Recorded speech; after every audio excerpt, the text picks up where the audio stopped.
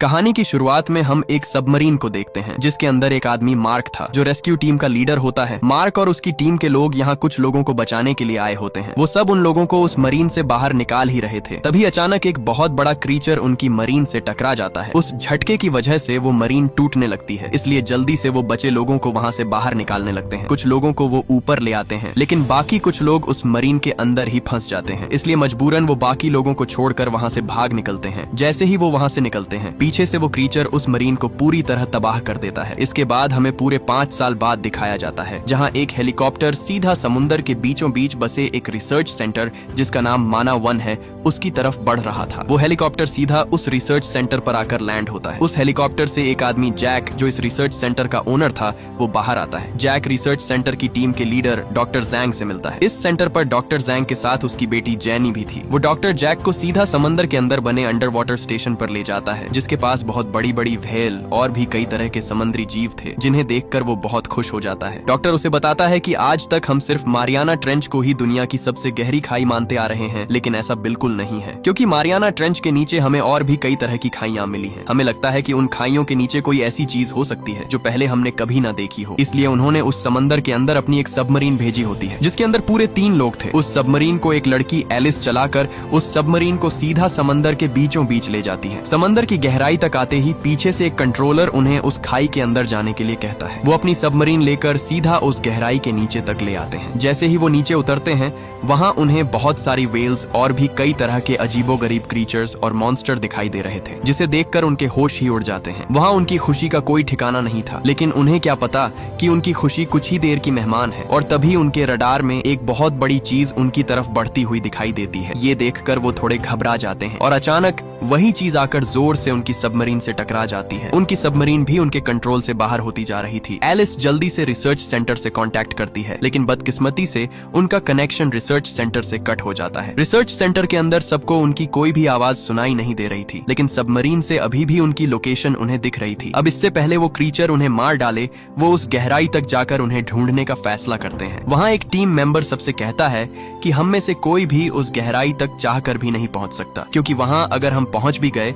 तो हम ज्यादा देर तक उस क्रिएचर के सामने टिक नहीं पाएंगे। इसीलिए वो उनसे कहता है कि हमारे पास एक ही आदमी है जो हमारी मदद कर सकता है, वही वहाँ जाकर उन सबको वापस बचाकर ला सकता है, और वो आदमी मार्क है। ये सुनते ही एक आदमी उस पर गुस्से होकर उसे साफ साफ मना कर देता है, क्योंकि पहले भी वो कुछ लोगों को बचा लाया था और अपनी जान बचाने के चक्कर में कई लोगों की जान वह गवा बैठा। मैं नहीं चाहता कि उसकी वजह से हमारे 3 मेंबर जान से मारे जाएं। दरअसल ये वही आदमी मार्क था जो हमने कहानी की शुरुआत में देखा। वो आदमी पहले भी पूरी 10,000 मीटर गहराई तक जा चुका है, लेकिन आगे से वो आदमी भी कहता है कि उसके अलावा हमारी मदद कोई भी नहीं कर सकता। वही एक ऐसा आदमी है जो उस गहराई तक जाकर उन्हें वापस ला सकता है। इधर हमें मार्क दिखाई देता है जो एक नदी के किनारे रह रहा होता है, क्योंकि माना 1 कंपनी ने उसे उसकी गलती की वजह से जॉब से निकाल दिया था, और अब वो थाईलैंड में एक नदी के किनारे अपनी जिंदगी बसर कर रहा होता है। उसी दिन उसके घर पर डॉक्टर और वो कंट्रोलर पहुंच जाते हैं। वो डॉक्टर उससे कहता है कि हमें तुम्हारी बहुत जरूरत है, क्योंकि आज ही हमारे 3 मेंबर मारियाना ट्रेंच पर उतरे, लेकिन वहाँ अचानक एक बहुत ही विशाल क्रीचर ने उन पर हमला कर दिया और अब तक उनका कोई अता पता नहीं। लेकिन आगे से मार्क उनकी मदद करने से साफ साफ मना कर देता है। लेकिन जब उस डॉक्टर ने उसे उनकी रुला देने वाली चीखें सुनाई, जिसमें उसकी पहली बीवी एलिस की भी आवाज थी, तब आगे से मार्क उनकी मदद के लिए तैयार हो जाता है। इधर हम उस डॉक्टर की बेटी को देखते हैं जो समंदर के बीच फंसे लोगों की खुद मदद के लिए तैयार हो जाती है। बाकी मेंबर उसे रोकने की बहुत कोशिश करते हैं, लेकिन वो उनकी एक भी नहीं सुनती और अकेली ही अपनी सबमरीन लेकर उस जानलेवा समंदर के अंदर कूद जाती है। लेकिन उसे यह नहीं पता था कि उसने उस समंदर के अंदर कूदकर अपनी जिंदगी की सबसे बड़ी गलती कर दी है। इधर वो डॉक्टर मार्क को लेकर रिसर्च सेंटर तक पहुंच जाता है। आते ही जब उसे पता चला कि उसकी बेटी अकेली ही उस समंदर के अंदर चली गई, तो वो हैरान रह जाता है। वो फौरन मार्क को सबमरीन में बिठाकर उसे समंदर के अंदर भेज देता है। दूसरी तरफ डॉक्टर की बेटी भी उस खाई की निचली गहराई तक पहुंच चुकी थी। कुछ ही नीचे आने पर उसे वहां उन मेंबर्स की सबमरीन दिख जाती है जो नीचे गहराई तक फंसी हुई थी। जैनी अपनी सबमरीन से उसे अपने साथ कनेक्ट करने ही वाली थी, तभी अचानक वही क्रीचर उसे टक्कर दे मारता है, जिससे उसकी सबमरीन उलटी हो जाती है। वो जैसे जैसे तैसे करके अपनी सबमरीन को सीधा करती है। इससे पहले वो वहाँ कुछ समझ पाती तभी वही क्रीचर आकर उसे चारों तरफ से जकड़ लेता है, जिसे देखकर उसके होश ही उड़ जाते हैं। दरअसल वो एक बहुत ही बड़ा विशाल स्क्विड था जिसने उस सबमरीन को अपनी ताकतवर टेंटिकल्स में जकड़ रखा था। अब जैनी को वहाँ से बाहर निकलने का कोई भी रास्ता नजर नहीं आ रहा था। वो वहाँ पूरी तरह फंस चुकी थी, लेकिन इसी दौरान उसकी वो विशाल टेंटिकल्स उसकी मरीन को छोड़ देती है। जब वो अपने सामने देखती है तो वहाँ मॉन्स्टर स्क्विड को एक बहुत ही बड़ी शार्क अपने अंदर निगल गई थी। उस शार्क का साइज उस स्क्विड से भी 10 गुना बड़ा था, जिसे देखकर जैनी के रोंगटे ही खड़े हो जाते हैं। जैनी वहाँ से निकलने की कोशिश करती है, लेकिन उस स्क्विड के हमले की वजह से उसकी सबमरीन पूरी तरह खराब हो चुकी थी। इसी दौरान उसे रडार पर वही शार्क दोबारा उसकी तरफ आती हुई दिखाई देती है। तभी वही शार्क उसके सामने से उसकी सबमरीन को छूती हुई आगे निकल जाती है। दरअसल मौके पर मार्क वहाँ आकर उस शार्क का ध्यान भटकाने के लिए कुछ मिसाइल दूसरी तरफ छोड़ देता है, जिससे उस शार्क का ध्यान उन मिसाइल की तरफ चला जाता है। मौके पर मार्क जैनी को वापस रिसर्च सेंटर की तरफ जाने के लिए कहता है, इसलिए इमरजेंसी में जैनी अपनी सबमरीन लेकर वहाँ से अपने रिसर्च सेंटर की तरफ ले जाती है। इधर कुछ ही आगे आने पर मार्क को उन्हीं 3 लोगों की सबमरीन फंसी हुई दिखाई देती है। मार्क जल्दी से अपनी मरीन को उनकी मरीन से जोड़कर उनकी मरीन का दरवाजा खोल देता है। सामने वही 3 लोग फंसे हुए थे जो सही सलामत थे। मार्क उन्हें एक एक करके ऊपर निकाल ही रहा था, तभी रेडर पर उसे एक बार फिर से वो शार्क उनकी तरफ बढ़ती हुई दिखाई देती है। मार्क उस मरीन के अंदर फंसे दूसरे आदमी को निकाल ही रहा था, तभी आखिरी बचे आदमी को वो शार्क उनकी तरफ तेजी से आती हुई दिखाई दी। तब वो उस आदमी को धक्का देकर उस मरीन का दरवाजा बंद कर देता है, जिससे उसकी मरीन अलग होकर नीचे ही रह जाती है और वो मरीन ऊपर चली जाती है जिसमें 3 लोग थे। और तभी वो शार्क आकर उसकी मरीन को वहीं पर तबाह कर डालती है, जिसे देखकर बाकी दोस्तों को बहुत दुख होता है, क्योंकि उनका साथी उनकी जान बचाकर खुद अपनी जान गंवा बैठा। इसके बाद वो सब उस रिसर्च सेंटर तक पहुंच जाते हैं। यहाँ अब उन्हें पता चलता है कि जिसने उन पर हमला किया है वो बहुत ही खतरनाक शार्क मेगालोडॉन थी, जिसका साइज पूरे 90 फुट है और इस शार्क का साइज बाकी सब शार्क से बहुत बड़ा था। इस शार्क के जबड़े इतने ज्यादा बड़े हैं कि अगर ये चाहे तो एक ही झटके में इनकी पूरी 2 बड़ी सबमरीन्स को अपने अंदर निगल सकती है। अब यहाँ ये लोग अपना अगला प्लान बनाते हैं, क्योंकि अगर उस शार्क को न मारा गया तो वो इन्हें जिंदा नहीं छोड़ेगी। इधर हम जैनी की बेटी को देखते हैं, जो खेलते खेलते उस अंडर वाटर स्टेशन के बिल्कुल सामने जा पहुंचती है। वो वहाँ खड़ी ही थी। इसी दौरान उसके सामने वही शार्क मैग आ जाती है और तभी अचानक वो उस पर हमला कर देती है। उसकी चीख सुनकर सब उसकी तरफ भागते हैं, लेकिन जब सब उसके पास पहुंचे तो खुशकिस्मती से वो सही सलामत खड़ी थी। उस शार्क प्रूफ ग्लास की वजह से वो शार्क उस ग्लास को तोड़ नहीं सकी, लेकिन उसके बहुत ही खतरनाक दांतों के निशान देखकर मार्क के होश ही उड़ गए। इसी दौरान उस ग्लास के सामने एक वेल आती है। वो समझते हैं कि ये दांत उसी वेल के होंगे, लेकिन तभी अचानक वही शार्क आकर उसे अपने जबड़ों के अंदर दबोच कर वहां से ले जाती है, क्योंकि अब उस शार्क को उनका ठिकाना पता चल चुका था और यहाँ अब उन सब की जान बहुत खतरे में पड़ चुकी थी। अब वो शार्क कभी भी आकर उन्हें खत्म कर सकती है। तभी अचानक उन्हें खबर मिलती है कि यहाँ से कुछ ही दूर पूरे 3 बड़े जहाजों पर हमला हुआ है, इसलिए वो सब अपनी शिप लेकर उसी की तरफ बढ़ते हैं। थोड़ी ही देर बाद वो वहाँ पहुंच जाते हैं। वहाँ उनके सामने चारों तरफ मलबे के ढेर पड़े थे। उस मलबे में बहुत सारी छोटी छोटी शार्क मरी हुई पड़ी थी। थोड़ा देखने पर उन्हें मलबे में से एक कटा हुआ हाथ मिला, जिससे साफ था कि जितने भी लोग यहाँ थे वो सब उस शार्क के शिकार बन चुके हैं। इसी दौरान उन्हें दूर वही शार्क आती हुई दिखाई दी। अब यहाँ ये सब उस शार्क को मारने का फैसला करते हैं, लेकिन उसे मारने के लिए उन्हें उसके करीब जाना होगा और अगर वो उसके करीब गए तो वो उन्हें जिंदा अपने अंदर निगल जाएगी। इसलिए मार्क पानी के अंदर जाने के लिए तैयार हो जाता है। मार्क उस शार्क पर एक ट्रैकर लगाएगा ताकि वो ट्रैकर उसके अंदर लगाकर उसे अपने जाल में फंसाकर मार सके। मार्क ट्रैकर गन लेकर सीधा उस पानी के अंदर कूद जाता है। मार्क तैरता हुआ उसके बहुत करीब जा चुका था। जैसे ही उसे वो शार्क दिखाई दी, वो जल्दी से गन निकालकर उस पर ट्रैकर शूट कर देता है, जो सीधा उसके अंदर जा धंसा। मौके पर शिप कैप्टन जल्दी से उसे वापस खींचने लगता है। जैसे ही वो उसे अपने पास खींचते हैं, पानी में हलचल होने की वजह से उस शार्क का ध्यान मार्क की तरफ आ जाता है। वो शार्क उसकी तरफ तेजी से बढ़ती है, लेकिन मार्क भी शिप के बहुत करीब था। वो शार्क उसे खाने ही वाली थी।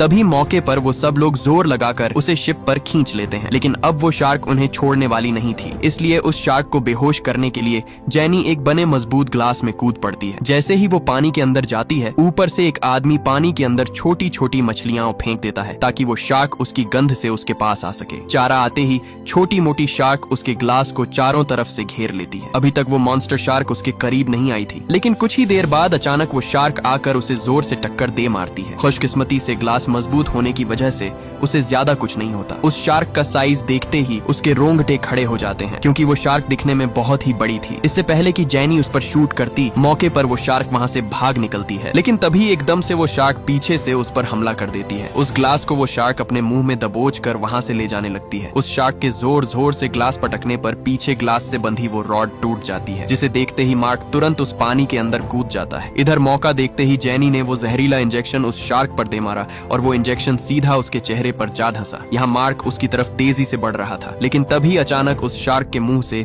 वो ग्लास बाहर जा निकला। जैसे तैसे करके मार्क उसके करीब पहुंच ही जाता है, लेकिन तब तक जैनी का ऑक्सीजन मास्क टूट चुका था। ऑक्सीजन भी धीरे धीरे खत्म होने लगी, लेकिन मार्क उसे यहाँ अकेला छोड़ने वाला नहीं था। वो जल्दी से उस ग्लास को खोलने की कोशिश करता है, लेकिन इसी दौरान वो शार्क दोबारा उनकी तरफ बढ़ रही थी। इधर मौका देखते ही टीम के लोगों ने पानी के अंदर एक बहुत ही बड़ा गोश्त का टुकड़ा फेंक दिया ताकि उस शार्क का ध्यान भटका सके। जैसे ही वो गोश्त का टुकड़ा पानी के अंदर उतरता है, अगले ही पल एक ही झटके में वो मॉन्स्टर शार्क उसे अपने अंदर निगल जाती है। इसी का फायदा उठाकर मार्क ने जल्दी से जैनी को ग्लास से बाहर निकाला और ऊपर शिप की तरफ बढ़ने लगा। लेकिन तभी अचानक एक बार फिर से उस शार्क ने उन पर हमला कर दिया। अब उन्हें लगा कि उनकी मौत पक्की है, लेकिन उसी पल उस शार्क के कंधे पर टूटी हुई वो रॉड अटक जाती है, जिससे उन्हें वहां से भागने का मौका मिल गया। कुछ ही सेकंड बाद उस शार्क पर लगा इंजेक्शन अपना काम कर गया, जिससे वो शार्क वहां कमजोर पड़ गई और आखिरकार इंजेक्शन की वजह से वहीं पर बेहोश हो गई। इसी का फायदा उठाकर मार्क जल्दी से उसे ऊपर डेक पर ले आया, लेकिन तब तक देर हो चुकी थी और जैनी पूरी तरह बेहोश हो चुकी थी। लेकिन काफी कोशिश करने के बाद उन्होंने आखिरकार उसे बेहोशी के मुंह से निकाल ही लिया। होश आने पर जब वो बाहर आकर देखती है तो वहाँ उस शार्क को रस्सियों से बांधकर लटकाया हुआ था। तभी एक आदमी जो तस्वीर के चक्कर में उस शार्क के विशाल दांतों के सामने टेक लगाकर खड़ा ही था, अचानक शार्क हिली और वो डरकर सीधा पानी में जा गिरा। सब दोस्त उसे गिरता देख हंसने लगे। इससे पहले कि वो उसे बाहर निकाल पाते, तभी पानी से निकलती हुई एक बहुत ही विशाल शार्क उसे अपने अंदर निगल गई। उस विशाल शार्क ने मौके पर ही उस बंधी हुई शार्क को एक ही झटके में अपने अंदर निगल लिया। उस विशाल शार्क के टकराने से उनकी शिप उलट गई, जिससे सब एक एक करके पानी में गिरते जा रहे थे। बाहर आते ही उन्हें समझ आया कि जिसे वो मैग समझ रहे थे, दरअसल वो मैग का छोटा बच्चा था। अभी भी उस पानी में एक आदमी फंसा हुआ था। इससे पहले कि वो वहाँ से निकल पाता, अचानक उस विशाल शार्क ने उसे देख लिया और मौका देखते ही उसे वहीं पर अंदर निगल गई और उसे वहीं पर चीर फाड़ दिया। ये देखकर बाकी लोगों के होश ही उड़ गए। सब एक दूसरे पर गुस्से से चीखने चिल्लाने लगे, लेकिन अब वहाँ रुकना उनकी मौत थी, इसलिए सब छोटी बोट्स लेकर वहाँ से भागने लगे। इससे पहले कि वो किनारे तक पहुँचते, वो शार्क फिर से उनका पीछा करने लगी। लेकिन तभी खुशकिस्मती से वहाँ रेस्क्यू हेलीकॉप्टर पहुँच गया। उस हेलीकॉप्टर में बैठे सोल्जर ने उस पर अंधाधुंध फायर कर दिया और दर्द से तड़पने की वजह से वो सीधा पानी में जा घुसी। कुछ ही देर बाद वो सब किनारे तक पहुंच गए। पहुंचते ही जैनी का डैड अपनी आखिरी सांसें ले रहा था, क्योंकि उस शार्क के हमले में जख्मी होने की वजह से उसकी हालत बिगड़ने लगी थी, जिससे वो अपना दम वहीं पर तोड़ देता है। अपने डैड को मरता देखकर जैनी अंदर से पूरी तरह टूट जाती है। रिसर्च सेंटर पर पहुंचते ही कंपनी का ओनर सबको बताता है कि मैंने उस विशाल शार्क को खत्म करने के लिए बहुत सारे आर्मी सोल्जर्स को बुलाने का फैसला किया है। यहाँ तक कि हम इस रिसर्च सेंटर को भी बंद करने जा रहे हैं, ताकि हम में से किसी और की जान खतरे में न पड़े। ये सब कहकर वो हेलीकॉप्टर में बैठकर वहाँ से निकल जाता है। लेकिन हकीकत तो ये थी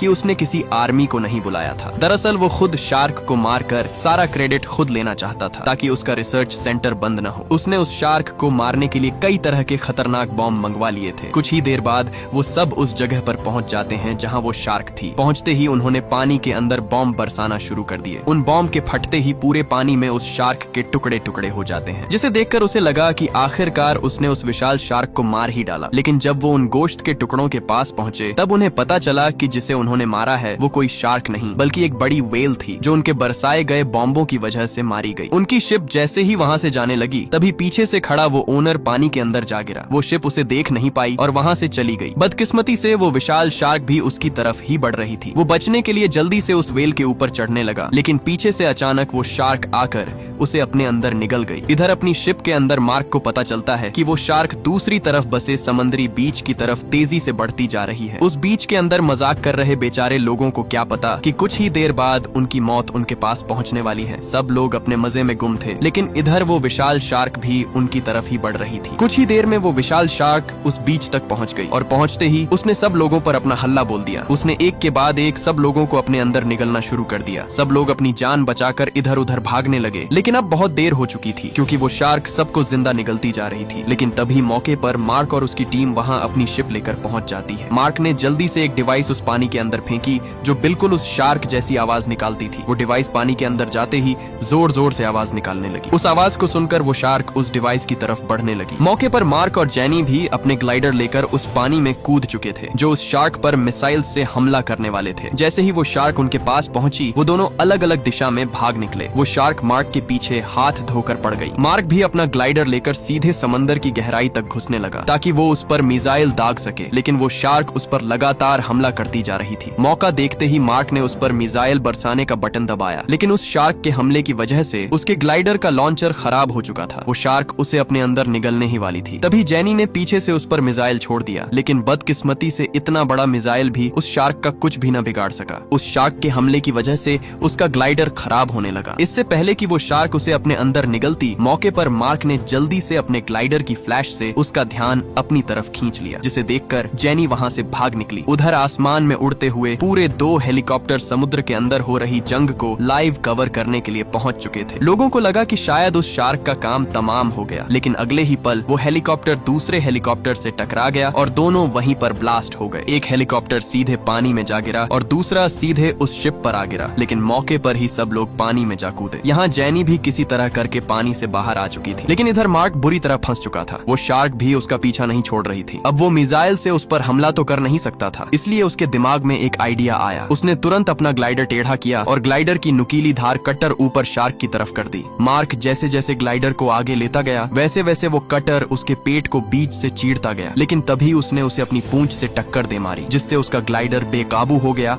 और उसका ग्लाइडर काम करना बंद कर देता है। अब गुस्से से भरी वो शार्क उस पर अंधे की तरह टूट पड़ी। उसने एक ही झटके में उसे अपने जबड़ों में कस के दबोच लिया। उसके नुकीले दांतों ने उसके ग्लाइडर का ग्लास तोड़ दिया, जिससे पानी उसके ग्लाइडर के अंदर भरने लगा। मौका देखते ही मार्क ने जल्दी से ग्लास को लात मारकर उसे तोड़ा और किसी तरह करके उस ग्लाइडर से बाहर आ निकला। उसने जल्दी से अपना भाला बाहर निकाला और सीधा उसकी आंख पर दे मारा। उस हमले की वजह से वह तड़पने लगी। तड़पने की वजह से वह पानी से बाहर आ निकली। मौका देखते ही मार्क ने उसकी दूसरी आंख भी फोड़ डाली और कुछ नजर न आने पर वह सीधा पानी में जा गिरी। उसके गिरते ही उसका खून पूरे समुद्र में फैल गया और उसकी गंध की वजह से सब छोटी शार्क उसके पास आ गईं और देखते ही देखते वो सब अपने खाने पर टूट पड़ी। तभी जेनी भी दूसरा ग्लाइडर लेकर पानी के अंदर आ पहुंची और उसे पानी से बाहर निकालने में कामयाब हो गई और आखिरकार वो सब उस विशाल शार्क को मारने में कामयाब हो गए और ये मूवी यहीं पर एंड हो जाती है। अगर ये वीडियो आपको अच्छी लगी तो इस वीडियो को लाइक और हमारे चैनल को सब्सक्राइब कीजिएगा।